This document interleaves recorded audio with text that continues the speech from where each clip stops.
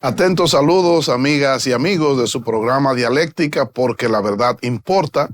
Nueva vez llegando a ustedes con este programa en que tratamos temas de corte filosófico, teológico, educativo, económico y de otra índole. Bueno, tenemos un programa muy especial, como es costumbre aquí en Dialéctica hoy, y un invitado igualmente especial. Está con nosotros el profesor Bernardo Matías, que ha estado otras veces. El profesor Matías es antropólogo social, como socioantropólogo. Es un gran conocedor del desarrollo de las sociedades y de la historia de los pueblos, y además del impacto que tiene en la sociedad y a lo interno de los pueblos, de las poblaciones, las grandes decisiones que eventualmente se toman en términos económicos y en términos políticos.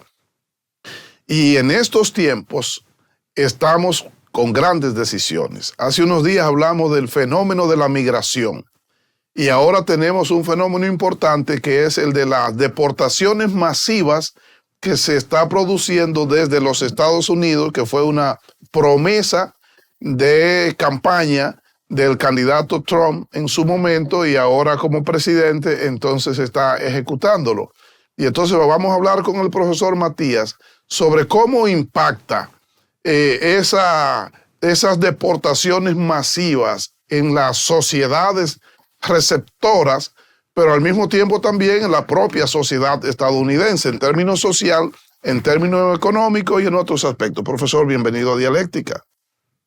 Estamos aquí nueva vez en familia. Así es. Gracias por la invitación y saludamos a nuestros amigos y amigas televidentes. Así es. Bueno, ya ven. Le voy a corregir algo. Adelante, profesor. Lo de gran conocedor compromete demasiado y crea una sobreexpectativa. No, los sociólogos son grandes conocedores. Vamos profesor. A reflexionar, a ¿Usted pensar. se recuerda del profesor Teófilo Barreiro? Claro, por supuesto. Teófilo era impresionante, el gran espectro que dominaba, sí, ¿verdad? Teófilo Barreiro, y entonces, y usted es un reflejo claro también de él. Siempre me recuerda a él porque es capaz de moverse en diferentes temas sociales con un dominio extraordinario. Así que yo creo que vale lo de gran conocedor. Que hay un profesor que no sé si le llegó a dar clase a usted en el seminario, llamado Emilio Brito. No. Sí oí hablar de él. Un genio jesuita. Él nos enseñó, y a mí me quedó, que un profesional, un intelectual, un académico, solo necesita tres cosas. Sí. Una base cultural general, sí, de filosofía, antropología, psicología, economía, teología, historia, sí, literatura. Entonces, cuando esa base general es fundamental en cualquier profesional, un segundo elemento que él decía es tener un método de análisis de la realidad. Y tercer elemento es saber dónde están las informaciones. Ya hoy es más fácil, sí, porque antes uno tenía que ir a una biblioteca a ver si aparecían libros, pero ahora en el mundo de la tecnología y de las redes sociales, y ahora más reciente, ChatGPT, la inteligencia artificial, se nos hace más fácil. Pero, por ejemplo, a ChatGPT tú tienes que saber hacerle la pregunta. Sí. Entonces la pregunta está condicionada por esa cultura general y por el método. Correcto. Que tú quieres en términos de información. Así es. Entonces eso se hace más fácil, más llevadera hoy la vida. Y ahí permite que uno pueda abordar algunos temas recurriendo a esas pautas de sabiduría del profesor Emilio Brito. Así es, y a estas oportunidades de los nuevos tiempos. Siempre ha habido oportunidades desde los tiempos de Alejandría, que se creó esa gran biblioteca, que fue, por lo tanto, un faro, una fuente, donde podía irse a aprender y a estudiar. Y luego siguieron produciéndose escenarios efectivos para el enriquecimiento, por ejemplo, los monasterios, para el enriquecimiento intelectual y espiritual de las personas. Y entonces, hoy tenemos la tecnología que es capaz ya no solamente de almacenar informaciones, sino también de organizarla, de procesarla y entregarla de acuerdo con la demanda, ¿verdad?, que se hace. Ahora, como en los tiempos de Sócrates, era necesario saber formular la pregunta para tener la respuesta efectiva, la mayéutica. La mayéutica. Ahora, socrática. dice usted, profesor, también es necesario saber cómo abordar el chat GPT para que sea efectivo, porque pudiera no resultarlo. Sí, él se pone loco a veces. Aquí estamos de regreso con ustedes en Dialéctica porque la verdad importa. Estamos con el profesor Bernardo Matías para hablarles desde el punto de vista sociológico y también como el profesor es antropólogo, de un tema muy importante que es la migración, que es un fenómeno, profesor, medular de la condición humana. La persona desde sus orígenes migra, se mueve buscando mejores condiciones de vida. Desde los tiempos del nomadismo, antes del sedentarismo, los seres humanos vivían moviéndose de un sitio a otro buscando mejores condiciones. Y aún después de aposentarse en un sitio específico, cuando mejoran en el frente o cuando se reducen las condiciones donde está ubicado el sujeto, entonces aspira a moverse para buscar mejor supervivencia, y ahí se da el tema de la migración. A veces entonces confluye en gran masa en un sitio y se hace necesario revisar esa población significativa, y ahí entonces entran en juego otros factores como las deportaciones, las expulsiones, etcétera, y ahora estamos viviendo ese fenómeno efervescente, especialmente desde los Estados Unidos, que ha movido la reacción, por ejemplo, de la obispa anglicana de Washington al comienzo del nuevo gobierno del presidente Trump, y muy recientemente del Papa Francisco también. Profesor, ¿qué decir con relación a esa naturaleza migrante de las personas? Pues ya usted. No me diga. Sí, el ser humano es en sus orígenes migrante. Los primeros núcleos humanos, de acuerdo a los estudios antropológicos, surgen en el África. Y después de un momento a otro tenemos el ser humano en todos los continentes, lo que te indica de grandes flujos migratorios y transcontinentales. Todos los pueblos indígenas originarios de América son producto, en su mayoría, de movimientos migratorios mongoles. Por eso tú le ves el rasgo asiático a los indígenas, porque tienen sus raíces de los mongoles, una gran parte de los pueblos asiáticos. Pero también los pueblos del Caribe son producto de movimientos migratorios de todo lo que es la región de Venezuela y del sur. Entonces, son movimientos migratorios. Y las migraciones han estado permanentemente en todos los momentos de la historia. Hay distintas razones que mueven a los movimientos migratorios. Hay una que tiene que ver con los cambios climáticos, donde el ser humano, cuando hay cambios climáticos, o ya sea por catástrofe, o ya sea por condiciones climáticas extremas, tiende a moverse hacia otros territorios más familiares, más friendly, dirían en inglés, más amigables con la misma condición humana. Incluso el ser humano ha desarrollado lo que en antropología y medicina le llaman esa capacidad que tiene el cuerpo de acomodarse a los climas y a las temperaturas. lo que le llaman el equilibrio homeostático, sí, en términos antropológicos y biológicos también. Sí, sí. Entonces el ser humano tiene esa capacidad del equilibrio homeostático con los cambios climáticos. Pero otras razones de los movimientos migratorios son las guerras, Sí. las violencias, pueblos enormes que tienen que huir, masas humanas que huyen de la violencia y de la guerra.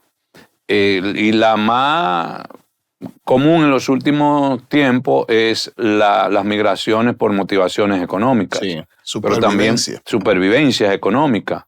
Entonces, pobreza y violencia son en esta época los dos fenómenos que más empujan a la migración sí. en el mundo. Si tú te vas a Haití, en Haití es pobreza y violencia, los dos aspectos que mueven a las migraciones. Pero si te vas a los pueblos del Medio Oriente, pobreza y violencia. Sí. Y los pueblos africanos, pobreza y violencia. Nuestros pueblos del Caribe es esencialmente pobreza, economía. Sí. Los elementos económicos. No son tanto violencia. Ahora, si nos vamos a Centroamérica, es violencia y pobreza. Nos vamos a México. El ejemplo del Salvador, por ejemplo. En El Salvador. Si nos vamos a México, pobreza y violencia. Porque la mayoría de personas no quiere emigrar. La mayoría de personas... Porque ¿cuál es el elemento terrible de la migración? Es lo que le llaman el desarraigo. Sí. De tú romper con tus raíces, con tus identidades, tus raíces familiares, tus amigos, el territorio, donde ya tú eres una persona reconocida y valorada, y tener que irte a zonas desconocidas. Sí, y se expresa, profesor, se expresa en el retorno, que la persona cuando ya está en edad de retiro tiende a retornar a su lar nativo como para terminar o vive su vida atrapado en la nostalgia o vive del regreso y del retorno que nunca se da. Sí, también. Sí, así es. Eso.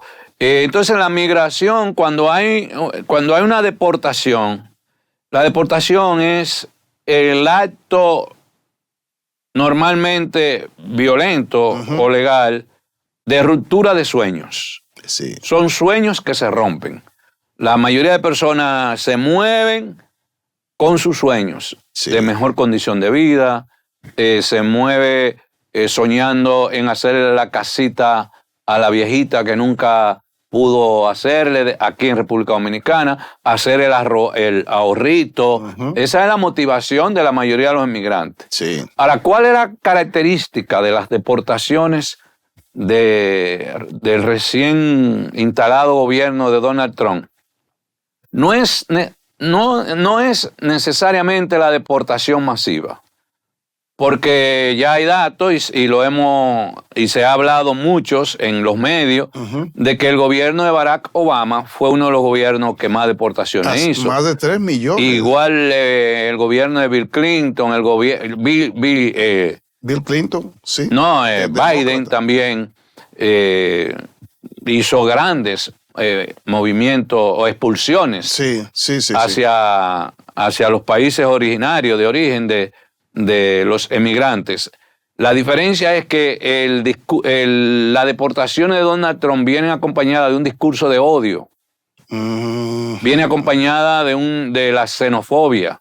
Viene acompañada de un discurso y de acciones que afectan y matan la dignidad humana. Bueno, profesor, entre paréntesis, la nueva secretaria de Seguridad Nacional, Kristi Noem, que llegó a Nueva York recientemente para presenciar las redadas en búsqueda de inmigrantes indocumentados, la expresión que usó fue: hemos venido a sacar las basuras de las calles de Nueva York. Y sí, entonces, esa expresión expresa odio. Un discurso de odio, de discriminación, xenofóbico, que es el sello distintivo de esta gestión. Acompañar todas las acciones de deportación con un discurso de odio, xenofóbico, violento, un lenguaje violento, agresivo como ese, sí, y además de acciones que afectan la dignidad humana, como agarrar a las personas y esposarla y ponerle cadenas o meterla como si fuera en campos de concentración en algunos casos. Sí. Entonces, ese fenómeno es un fenómeno terrible, porque es entendible que si una persona es de otro país, es indocumentado y al mismo tiempo es indocumentado, está metido en violencia, en delincuencia. Un país no tiene por qué darle... Es no grata. Es no grata, entonces es válido que vuelva a su país de origen porque la sociedad no tiene por qué recibir a delincuentes. Sí. Pero también hay una gran masa de personas que están aportando a la economía de los países receptores. En este caso, Estados Unidos y Europa, que es donde emigran la mayoría de los latinoamericanos, los centroamericanos, los caribeños, los dominicanos. Es decir, es una masa humana, son grupos humanos que aportan a la economía y se han insertado en la economía y son personas que se levantan a las 5, 4 de la madrugada y llegan a las 10 de la noche a su casa. Y realizan los trabajos que no realizan los originarios del país. La construcción es una de las áreas donde más están los emigrantes latinoamericanos, porque hay un emigrante europeo, un emigrante latino, un emigrante asiático, un emigrante árabe. Entonces los asiáticos, los árabes y los latinos son los más discriminados. Nosotros no tenemos idea de los niveles de discriminación que recibe un árabe en Estados Unidos y los hindúes. Que son cuestiones ideológicas, especialmente en el caso de los árabes. No, y lo relacionan como si fueran ratas humanas. Y los chinos, específicamente los chinos, a lo largo de la historia en Estados Unidos han sufrido muchas discriminaciones. En la época, en la década de los 40 y 50, cuando toda la revolución cultural de Mao Zedong, hubo unas grandes masas migratorias de chinos hacia Estados Unidos y llegaban en multitudes, e incluso hoy día se habla de que todavía existen formas de semi-esclavitud de chinos y de mexicanos también. Esos mexicanos que están en la frontera con Estados Unidos, trabajando del lado de los Estados Unidos en plantaciones agrícolas de Texas, California, todavía viven forma de semi-esclavitud, porque muchos de ellos emigran recibiendo un apoyo económico a cambio de pagarlo con trabajo. Con su mano de obra. Con su mano de obra, y hasta que no paguen no pueden salir de las plantaciones. Eso es trata de personas.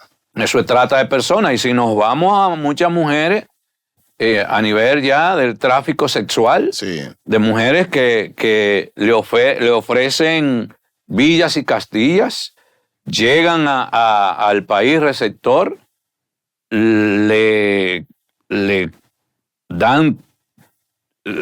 compran la ropa y alimentación y le pagan el pasaje, la transportación, a cambio de que lo paguen con sexo.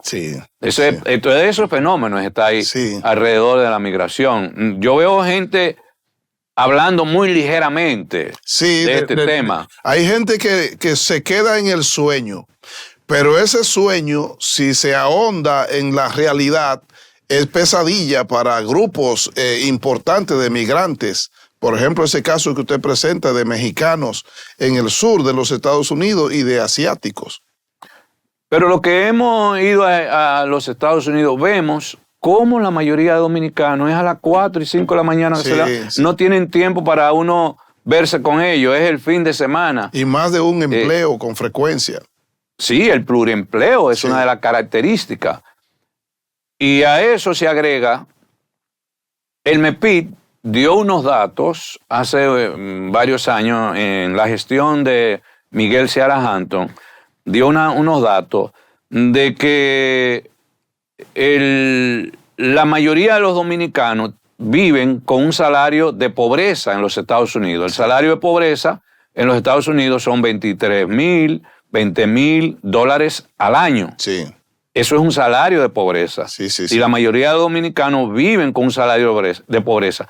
Hay dominicanos que no tienen dinero para venir a visitar su país. Sí. Ni siquiera para retornar. Yo he visto dominicanos que no tienen dinero para pagar el metro de ese día. Sí. Porque ¿qué es lo que pasa con el pobre? Que el pobre anda con un macuto encima. Sí. De carencias. Sí. Y se lo lleva para donde quiera que va. Porque cuando va a Estados Unidos con su macuto de pobreza, ¿cuáles son las pobrezas? La mayoría de las personas que emigran no tienen formación profesional. Son personas de escasos recursos y le toca los peores trabajos y los peores salarios. Sí. Y gran parte de su salario se lo come. ¿Qué se lo come? La renta, especialmente en la ciudad de Nueva York. Sí. Y a la renta tú le agregas todo lo que tiene que ver con el pago de luz, gas, agua y la mayor parte del trabajo.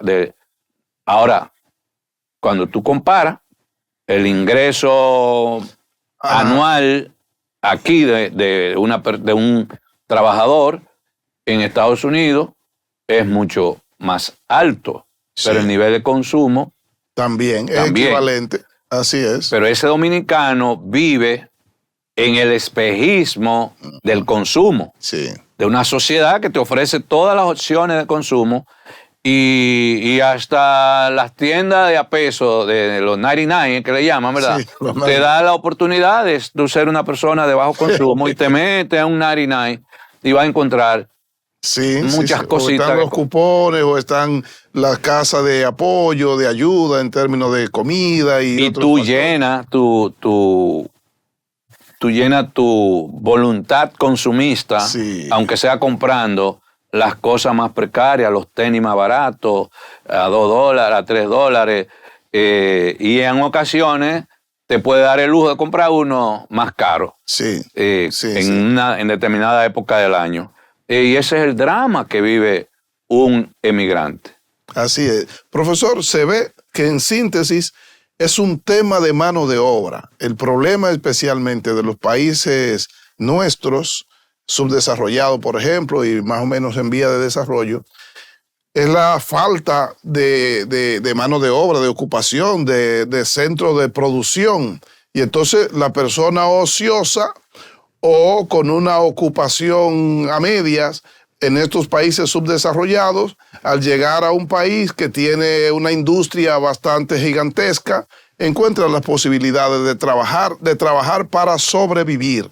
Sí, que es la realidad. Pero la palabra más sociológica no es ocioso, es desempleado. Desempleado, ok. Muy bien, sí.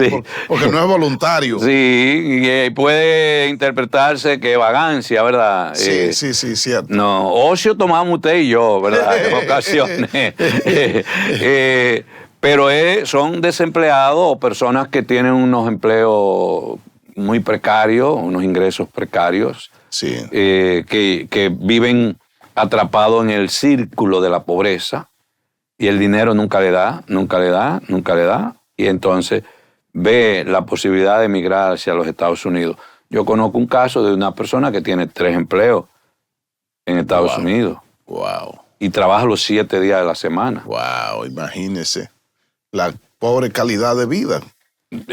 ¿Qué calidad de vida hay ahí? Pero se siente satisfecha esa persona, contenta. Con orgullo. Sí, ¿verdad? Porque está acumulando un ahorrito, pero ¿sobre qué precio? Sí, así es. Como yo le decía a un amigo que él tenía 4 negocios en Estados Unidos.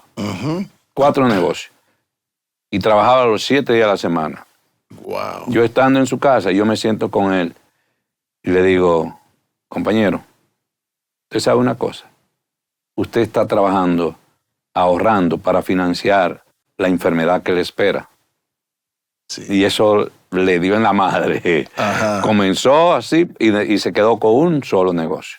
Vendió los otros negocios y andaba feliz. Puso un programa de televisión, comenzó a organizar comunidades cristianas y se dedicaba a compartir con los amigos y le iba muy bien económicamente.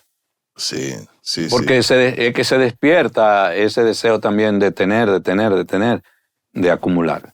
Así es. Bueno, la persona cae en esa pasión de trabajo y en ese afán productivo y puede olvidarse entonces, en este caso, de vivir. A mí me gustaría que después de la pausa, que no sé en qué momento es, si es ya, veamos la carta del Papa Francisco a los obispos de Estados Unidos. Muy bien. Que nos va a introducir en temas sustanciales de lo que implica la migración. Y sobre todo, a mí me preocupa mucho yo ver personas que se definen o se autodenominan cristianos alineándose con las políticas de Donald Trump. Y muchas veces se alinean con Donald Trump de manera global porque su identidad con Donald Trump es sobre el tema de los grupos minoritarios, la agenda inclusiva, pero se va con todo. Es un paquete. Es un paquete, entonces no hay manera de que un cristiano esté de acuerdo con la expulsión y la deportación. Mire, profesor, ese es un tema muy importante. No hay manera, no va con los principios cristianos usted estar de acuerdo con la deportación. Incluso plantea un dilema, profesor, porque el supuesto es que Trump es el que representa los sentimientos de los cristianos por el rescate, supuesto, ¿verdad?, de los valores tradicionales, por el enfrentamiento de estas agendas nuevas que lastiman la dignidad de las personas. Y usted está diciendo que hacer calzar la vocación cristiana de perdón y de servicio a los demás y de acogida es compleja que pueda ajustarse a la visión de Trump. Bueno, entonces... No, pero ¿qué dice el juicio final? Dice Jesucristo. Ajá. En Mateo 25. Venid a mí, bendito de mi Padre, porque tuve hambre y me diste comer. Tuve sed y me diste beber. Estuve desnudo y me vestiste. Fui extranjero y me recibiste. Sí. Y ahí, es uno de los criterios del juicio final. Y hay una historia ligada a eso. Claro, vamos a ver la carta del Papa. Muy bien, entonces vamos a una breve pausa y volvemos de una vez para continuar con el tema, ahora tomando como base de sustentación la carta del Papa Francisco a los obispos de los Estados Unidos. Pausamos y volvemos en breve. De regreso con ustedes en Dialéctica, porque la verdad importa. Desde el segmento anterior quedamos con el profesor Matías para entrar en el análisis de la carta del Papa Francisco a los obispos de Estados Unidos a propósito de este tema de las deportaciones y de la migración. Profesor Matías. Sí, me gustaría que los muchachos nos presenten en pantalla la carta. Muy bien. Esa carta fue dirigida al episcopado de los Estados Unidos. Ok. Y voy a leer algunas cosas y me detengo a matizar algo de eso. Voy a empezar por donde está el número 1. El itinerario de la esclavitud a la libertad que el pueblo de Israel reconoció, tal y como lo narra el libro del Éxodo, nos invita a mirar la realidad de nuestro tiempo. Empieza con el tema del pueblo de Israel. Y todo el Éxodo, que es... la salida de Egipto. Pero fue cientos de años que el pueblo de Israel estuvo en Egipto. Sí, así es. Y gran parte de ese pueblo de Israel fue producto de movimientos migratorios forzados por razones económicas. Así es. Recordemos el pasaje de José. De José, así es. Vendido como esclavo. y los tiempos de las vacas flacas, el pueblo de Israel se veía forzado, se vio forzado a emigrar. Entonces, las migraciones, cuando tú lo ves desde la misma historia bíblica, tiene un componente económico. Sí, claro que sí. Claro que sí. Vamos a ver lo que... Y el Papa está poniendo en claro eso, y él dice, tan claramente marcada por el fenómeno de la migración como un momento decisivo de la historia para reafirmar no solo nuestra fe en un Dios siempre cercano, encarnado, migrante y refugiado, sino la dignidad infinita y trascendente de toda la persona humana. Ahí el Papa está diciendo que Dios, en la figura de Jesucristo, experimentó ser un migrante y un refugiado. Porque ¿qué pasó cuando nace el niño Jesús? Sí, la huida hacia Egipto. A Egipto, tuvieron que huir. Sí, a propósito de la matanza de los niños, ¿verdad? De los reyes. La huida de Jesucristo y su familia fue política. Sí. La del pueblo de Israel fue política y económica, pero Jesucristo fue el emperador que quería matar al niño por un problema de miedo a la figura del Mesías, que se entendía que era el que iba a tomar el poder, iba a ser el rey, iba a dominar y dirigir el pueblo de Israel. Esos son elementos políticos que están ahí. Muchos de los aspectos que tienen que ver con la vida de Jesús lo hemos ido poco a poco encubriendo en un misticismo y en una espiritualidad desencarnada que mata el hecho histórico. Sí. El hecho histórico es migración hacia Egipto por persecución. Sí. ¿De quién? Del rey. Del rey Herodes. Así de Herodes, no fue otra cosa. Entonces, si seguimos viendo, hay muchas personas, por ejemplo, los sirios en Europa, huyendo del dominio, en un primer momento, de ISIS y de los grupos radicales islámicos. Y están yendo a Europa y tienen que hacer su vida ahí. ¿Y qué implica la deportación de esos sirios u otros árabes? Es la muerte en su país. Así es. Eso es lo que implica.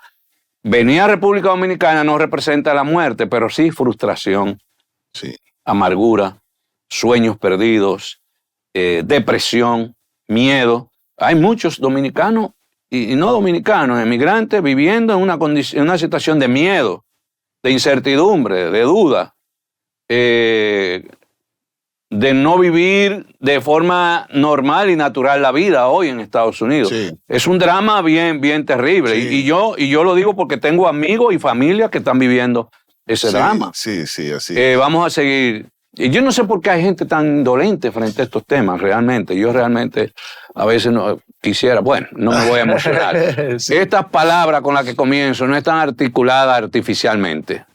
Incluso un examen somero de la doctrina social de la Iglesia exhibe con gran fuerza que Jesucristo es el verdadero Emmanuel, por lo que no ha vivido al margen de la experiencia difícil de ser expulsado de su propia tierra a causa de un inminente riesgo de vida y de la experiencia de tener que refugiarse en una sociedad y en una cultura ajenas a las propias. Es el desarraigo. Es el desarraigo que está escrito ahí. El Hijo de Dios, al hacerse hombre, también eligió vivir el drama de la inmigración. Jesucristo, desde que nace, elige vivir el drama de la pobreza, del desamparo, de la incertidumbre. El drama humano, el drama del despechado y el drama de la inmigración y del desarraigo. Clarito, eso está en Mateo 23. Y dice, también eligió vivir. Me gusta recordar, entre otras, las palabras con las que el Papa Pío XII iniciaba su constitución apostólica sobre el cuidado de los migrantes, que se considera como la carta magna del pensamiento de la Iglesia sobre las migraciones. Es decir, el cuidado, el respeto a la dignidad. Exacto. Y evidentemente, alguien va a decir, y hay que cuidar del que está indocumentado. Sí, hay que cuidar del que está indocumentado. Claro, sus derechos. Hay que cuidar. Ahora, el país tiene toda la facultad para el que no cumple con las regulaciones de ese país, sí, devolverlo a su país originario, pero respetando su dignidad. Sí.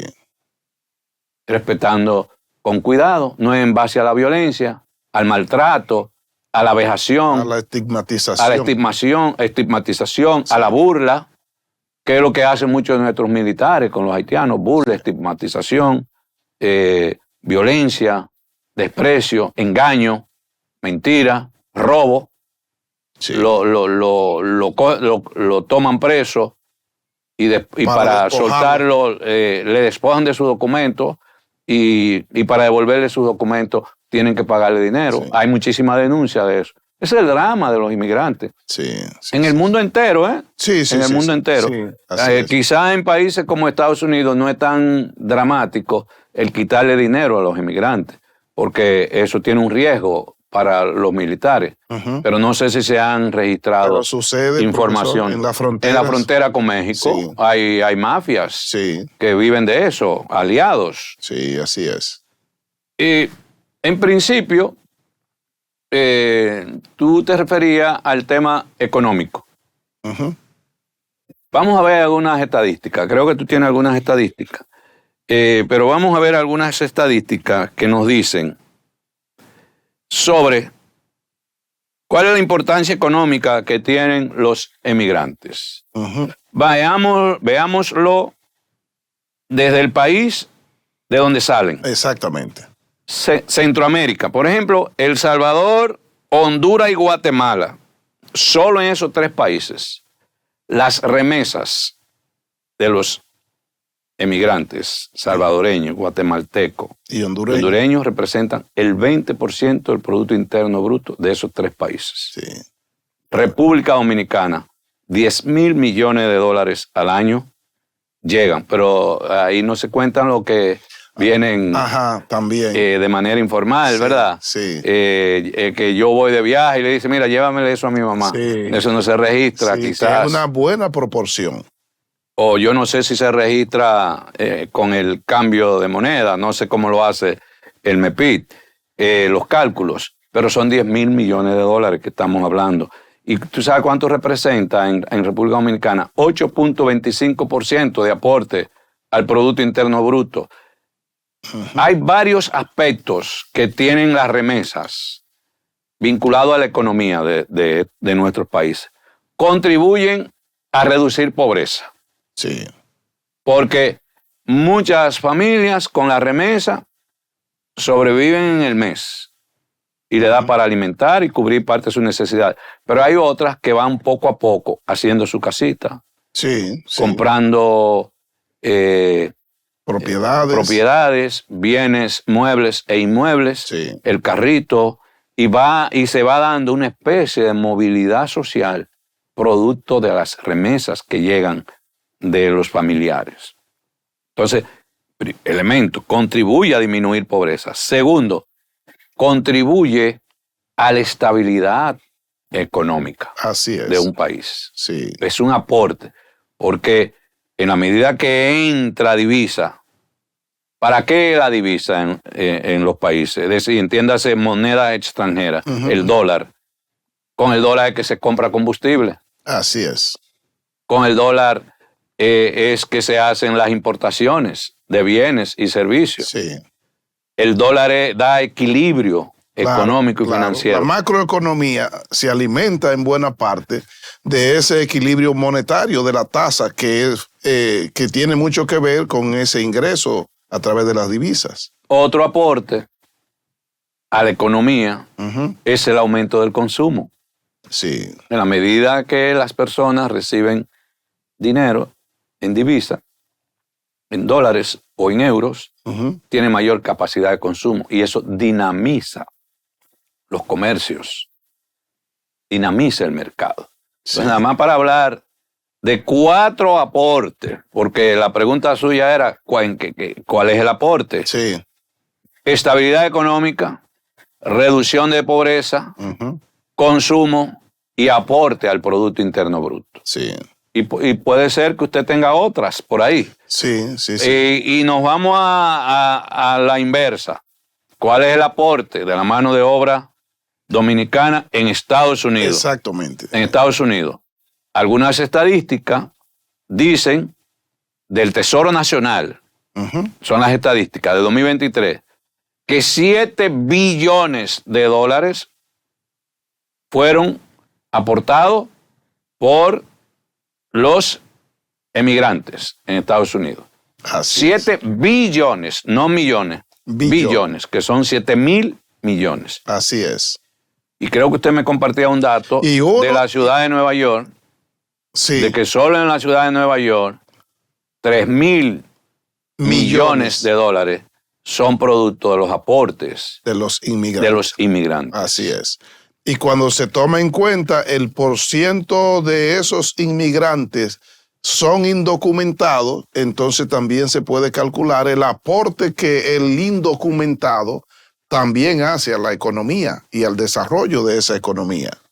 Es decir, la persona, aun siendo indocumentada, o se suele decir ilegal en el país, está contribuyendo significativamente porque está generando riqueza con su trabajo, con su mano de obra. Pero además está consumiendo y por lo tanto en el consumo y en su trabajo está ayudando al enriquecimiento de ese país y de su economía. También tiene unos efectos negativos.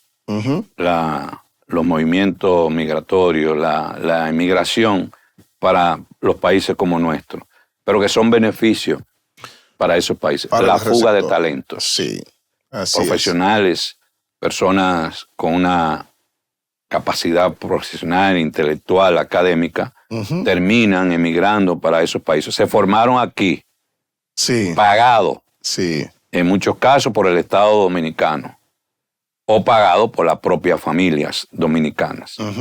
Y quien se aprovecha entonces de ese cerebro, de ese talento, es Estados Unidos, y es pérdida para nosotros.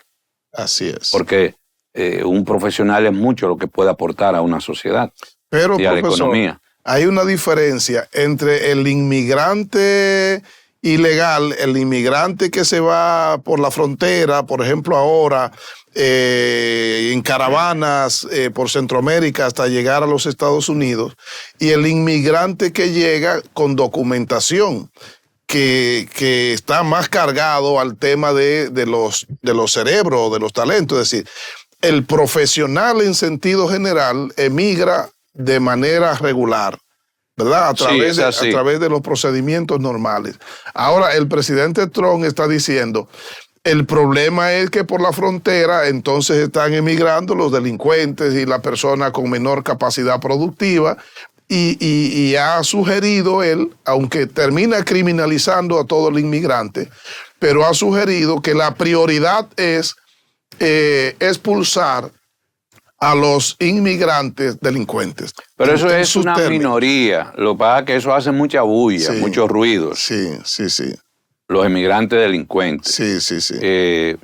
Y el problema es que Donald Trump y su administración quieran meter en el paquete a todo el mundo. Así es. Hay emigrantes que posiblemente no están documentados, pero están aportando a la economía y están viviendo una vida normal, tranquilo. Pagan sus impuestos. Pagan sus impuestos. Esa es la gran mayoría. Y tú ves mucha gente opinando, entendiendo que la mayoría de los dominicanos son delincuentes. No, imposible. Y los venezolanos, no. Incluso en Nueva York se ha creado la idea de que la inmigración venezolana ha vuelto a la ciudad de Nueva York en una sociedad insegura. Y cuando tú vas, tú no sientes esa inseguridad. Lo que pasa es que cuando se crea una idea y cuando tú ves las estadísticas de criminalidad no son tan dramáticos como se presenta el problema. Lo que pasa es que se construye. Hay construcciones ideológicas para justificar acciones de violencia hacia el inmigrante y discriminaciones para justificarlas. E incluso los mismos emigrantes se suman a esa a ese discurso, a esa narrativa de criminalizar las migraciones, como tú perfectamente usas el concepto de criminalizar. Por ejemplo, hay otras estadísticas que da el Tesoro Nacional de los Estados Unidos.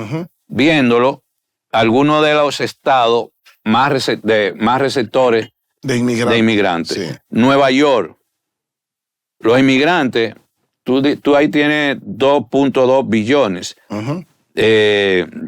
Pero aquí dice, este es de 2023 el dato, no sé si ese es 2023 o 2022.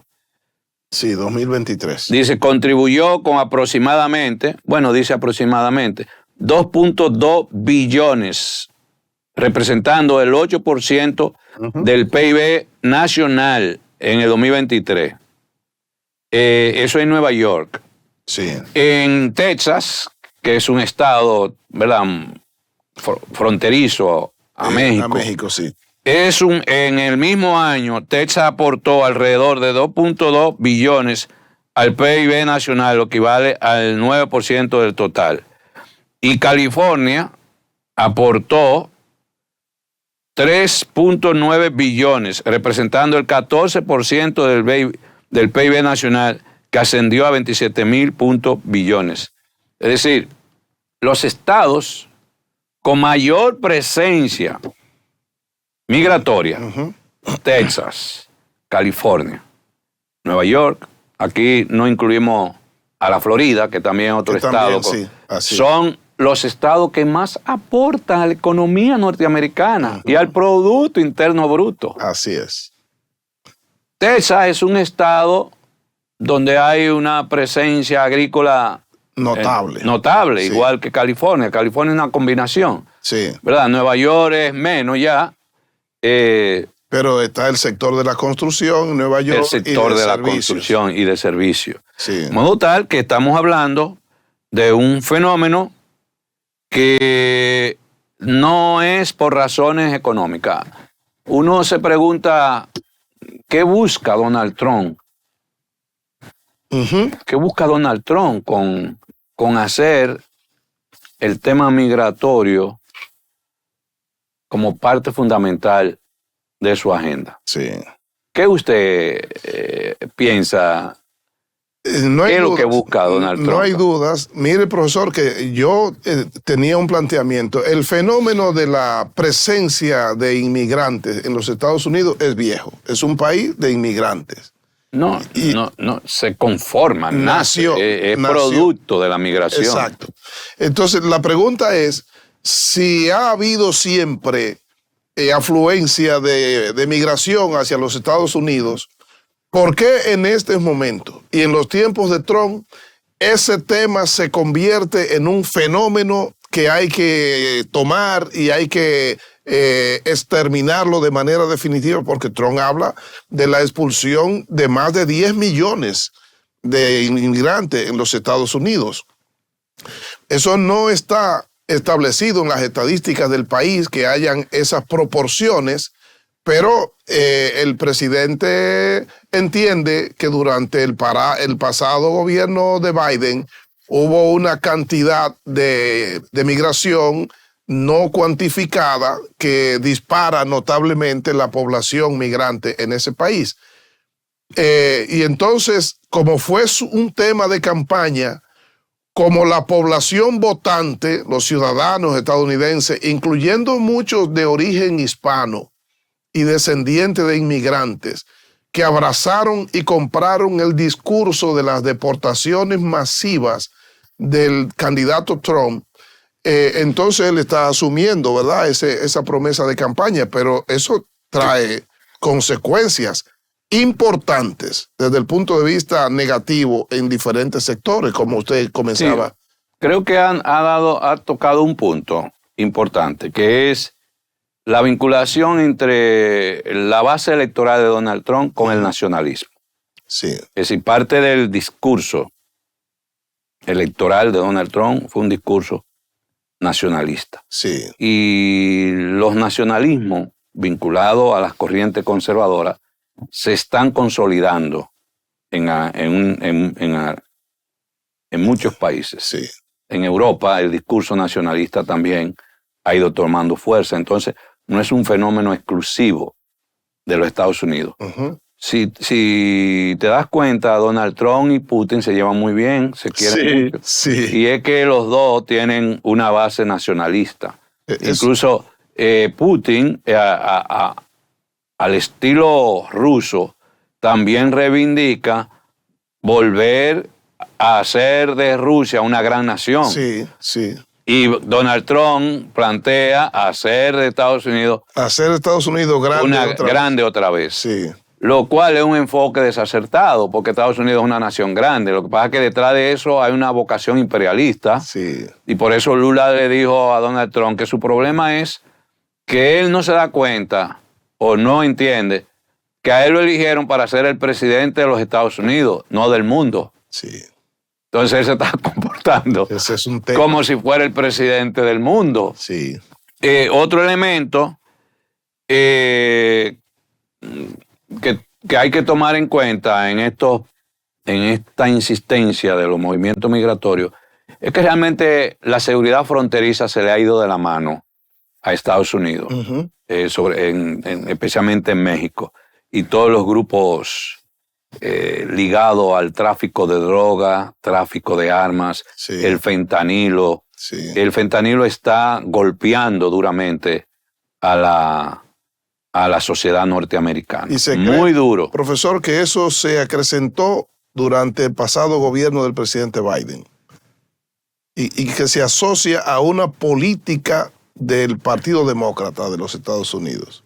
Yo creo que ese es un discurso político, populista, porque en la misma gestión de Donald Trump en la anterior, uh-huh. el tema del fentanilo era un problema crítico también. Sí, no se detuvo. Sí, es cierto. De modo tal que es un problema. Está el tema de la seguridad fronteriza. Hay otro aspecto que es que Donald Trump quiere impactar de alguna manera, en ese discurso nacionalista, impactar de alguna manera el empleo. Uh-huh. De abrir nuevas fuentes de empleo para el norteamericano. Sí. Y el rescate de la industria local, con mano de obra local también. Local. Pero eso tiene un impacto económico. ¿Por qué razón? Porque es una mano de obra que va a demandar mejores salarios, uh-huh. va a demandar seguridad social y otros gastos adicionales a las empresas. Y eso se va a impactar en los precios. Uh-huh. Porque en la medida que los gastos operativos de una empresa se incrementan, eso se agrega al precio de los bienes y los servicios. De modo tal que, hay otro aspecto que es muy político. Es muy político. Los republicanos, igual que los demócratas, pero los republicanos venían quedándose sin liderazgo. Uh-huh. Y afecta a los demócratas. A los demócratas también. Sin liderazgo. Un partido que en esa ausencia de liderazgo necesitaba de una figura que recuperara la fuerza de los republicanos. Entonces, Donald Trump, uno de sus discursos para recuperar la fuerza de los republicanos es trazar una línea de diferenciación con los demócratas. Sí. Marcada. Así es. Y eso le ha dado un efecto político impresionante. Tú vas a Estados Unidos, es una sociedad dividida, fragmentada, y es una raya demócrata-republicana. Sí, así es. Y Donald Trump está remachando, y si esa línea era fina, él la puso ancha.